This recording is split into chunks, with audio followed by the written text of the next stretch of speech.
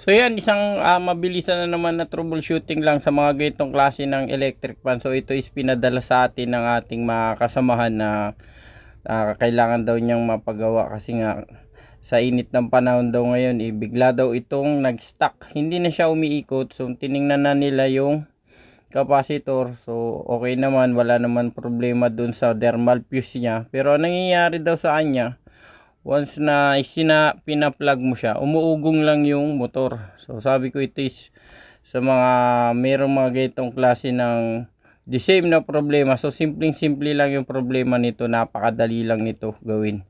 So kung bago ka pa lang ulit pala dito sa channel natin, sana wag na wag nyo kakalimutan mag-like at mag-subscribe dito. So ipapakita ko sa inyo kung paano nyo ito troubleshoot at i-repair ito ng isang mabilis lang once na ganun yung nangyayari. So dito, ang una natin gagawin is ipa-plug natin ito muna to siya. So papakita ko muna sa inyo na ayaw talaga yung yan, oh, naka-plug na to. So kusa siyang humihinto. So yan, oh, umuugong ito siya. Kaso kailangan mo pa siyang ikutin pero hindi siya tumutuloy. Ayan, oh, medyo matigas siya. So pag naka-plug in siya sa 220 natin. So ayan nangyayari. So yan, naka-stuck na lang siya ng ganyan. So umugong na lang siya. So yan yung naging problema. So nakapalit na sila ng capacitor. So wala namang problema sa thermal fuse kasi umugong naman. So sa ito yung gagawin yung diskarte dito. Kakapain nyo lang yung rotor nitong electric fan na to. So ito yung mayroong nakakabit na bushing. So mapapansin nyo yan dyan na kung meron siyang alog o minsan matigas. So ito yung dapat yung matanggal dyan yung nasa likod. So ito yung nasa likod niya. So karamihan kasi nasa load side yung problema niyan. Wala dun sa pan side. So hindi mo mapapansin sa harap. Kaya kailangan mong tanggalin yung pinaka mechanism nito sa likod. So dito napansin natin na meron talaga siyang alog siya. So malakas yung alog niya doon sa bushing niya. So ito yung mga isa sa mga problema once kasi na hindi naka-align. So ayan, mayroon tama yung rotor natin, stator natin. So sumasayad yung pinaka-rotor nito. So ayan, kaya ang nangyayari, mamagnet siya, dumidikit, hindi siya nakakaikot ng maayos. Kasi nga maluwag na mismo yung pinaka-bushing nito. So ayan, oh, lumabas na yung mga dumi nung galing doon sa bushing natin. So unti-unti siyang naubos. So yan, ito yun.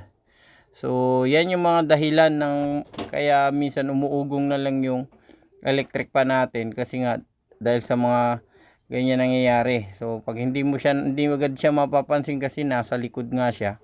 So pag ganun yung naging problema, so yan ay mga suspect nyo na dapat yung palitan.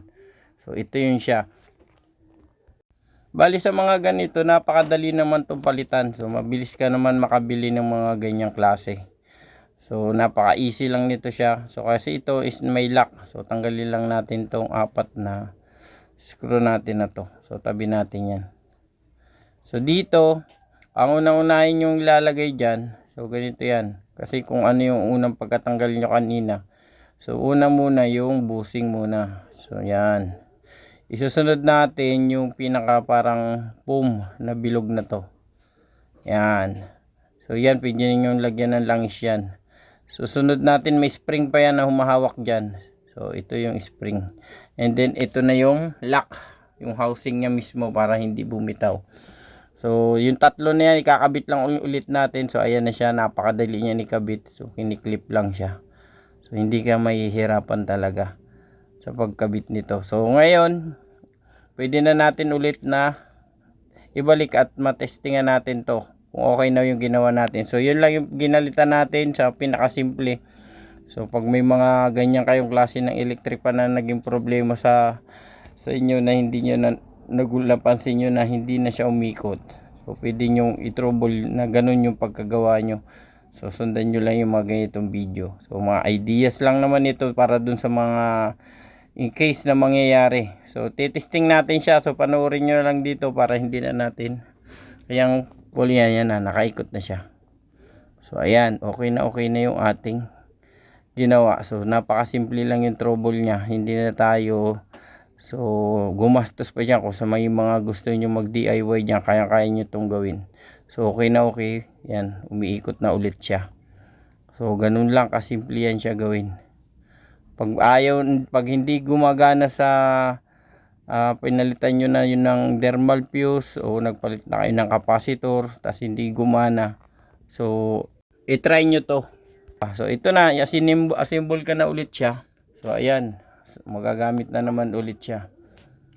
So hanggang dito na lang. Kung bago pa lang pala ulit dito sa channel natin, sana wag nyo kakalimutan mag-like at mag-subscribe dito. So abang-abang na lang ulit doon sa mga susunod pa nating mga video. So at pakahit nyo na rin pala si notification bell yan para updated kayo sa mga susunod pa nating upload na mga video.